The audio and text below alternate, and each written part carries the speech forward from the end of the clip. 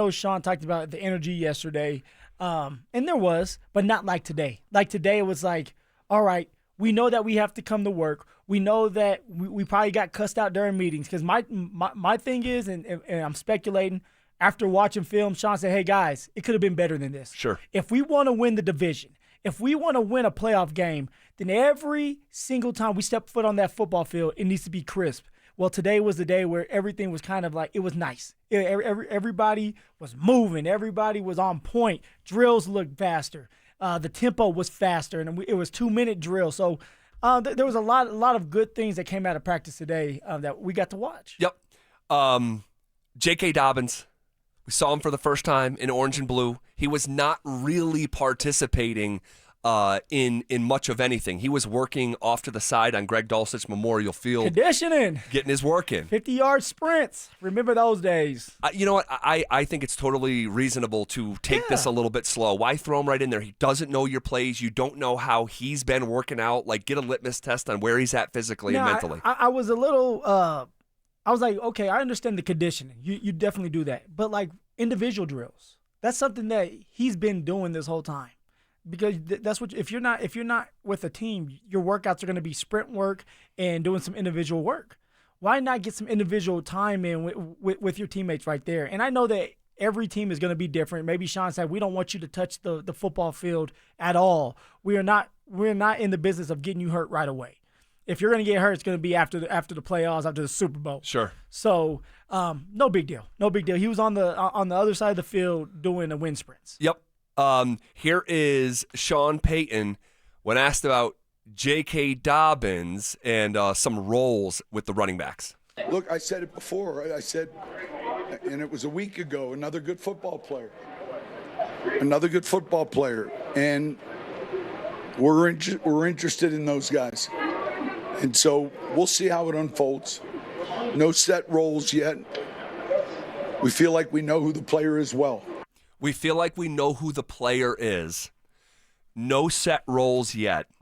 Do you believe, Sean, when he says that there are no set roles, or in the back of his mind, does he intend on having J.K. be the starter, or are we going to have an authentic battle in training camp? It's not an authentic battle when you have a running back like J.K. Dobbins. Tell me, who else on that roster has ran for more yards than J.K. Dobbins? No one. So why would someone like Sean say, well, J.K., you're going to be in a battle with 4 other running backs? That's not why J.K. signed here.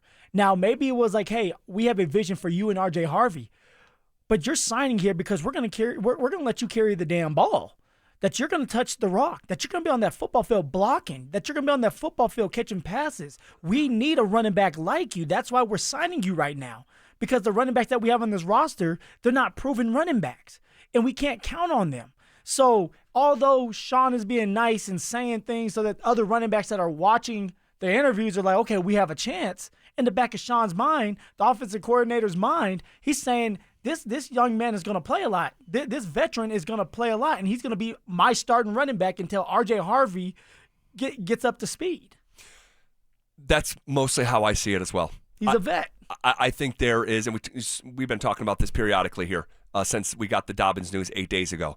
I think it's going to be Dobbins and RJ and an evaluation to see, who the starter is. Whoever isn't is going to just be 1B. They're both going to split carries, and really the leftover is for one guy. It's a battle. Training camp is a battle between Estime, Jaleel, Tyler Bidet, and Blake Watson for one position. Unless they go 4 running backs, and I don't see that happening because you have a fullback on the roster. Last year, what did you go into the year with? 3 running backs. Right. You're probably going to go into this year with 3 running backs. Correct. Who is that going to be? Now that for that number 3 spot, Zach, that's going to be an organic battle. You're going to have Estime. You're going to have Jaleel. You're going to have Bidet. And even Blake Watson. Now, I have a bone to pick with Mr. Watson. When Mr. Watson, when you're out there and you're the odd man out truly because you're undrafted and you didn't do anything last year, and you're not running to the back of the end zone, that's an issue. That's a big-time issue. And I'll never forget, Zach, during OTAs, after OTAs were done, it was Coach Curtis Mockins, and he had a little meeting with all of us, and he sits me down and says, Phil, you're going to be special. You're going to make this team. But if your ass doesn't run full speed every play that you get, go into the end zone, and when Elway's sitting right there, the general manager sitting right there, and you don't run past him and air just falls into his face, you won't be on this team. Every play matters for you. You can't take days off. After I had that talk with Coach Mod, I ran past the end zone every play that I got, every run play that I got, every pass play that I got, because everything matters. They go back and they talk about it. Sure. So for Mr. Watson, you're on an uphill battle. You have to do everything right if you want to make this team. And when it's this tight of who's going to make the team, like One spot left. little stuff breaks ties, you know? And I notice Jaleel does that every time. Jaleel sprints to the back of the end zone every time. Who does the right thing more consistent? Jaleel does. Audric Esime, every now and then he will. But even then, he's trotting. That's not going to cut it. They want to see you go full speed. You got to be hungry for this. Your job is on the line. Right. Your job is on the line. Your life is on the line. Your life is on the line. As an NFL player. Yeah, interesting observation. Here's a little bit more from Sean Payton talking about J.K. Dobbins and his locker room experience. Look, we'll handle all that. You know, in other words, we're interested in what he can do on the field. One thing about the NFL locker room, it hadn't changed, and it never will.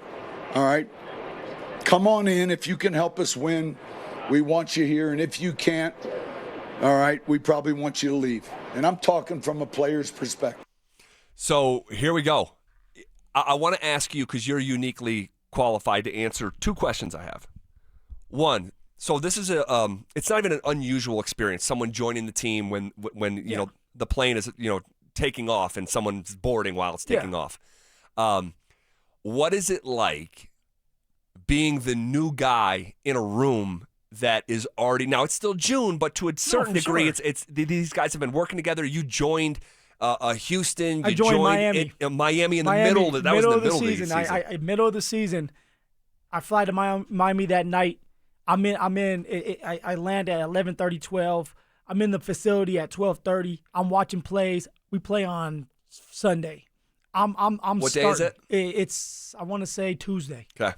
So I'm playing, and the first thing you get to the locker room, and a bunch of the running backs know, like, okay, like, I know who you are. Obviously, they're bringing somebody in because we're not doing well. But, like, we're in this together. We all know that this can happen to all of us. So did a running back get cut out of the equation when you came in? Yeah, there was a running back that did. I don't remember his name because they brought in me and Duke Johnson. Yeah. So Duke Johnson was there before I was, and then I came the next week. So they were getting rid of just running backs left and right.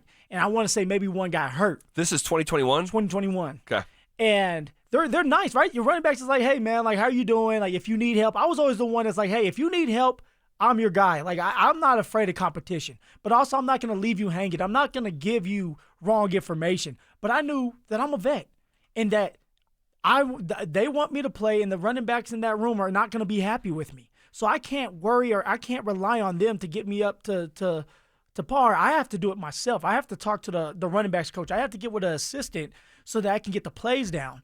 That's what something like J.K. Dobbins is going to have to do, because J.K. Dobbins is older than all the running backs in there. Correct. So his best bet is to get with the running back coach, get with the running back assistant coach, and get the plays down. Because what is he going to do? Ask R.J. Harvey about this play? Right.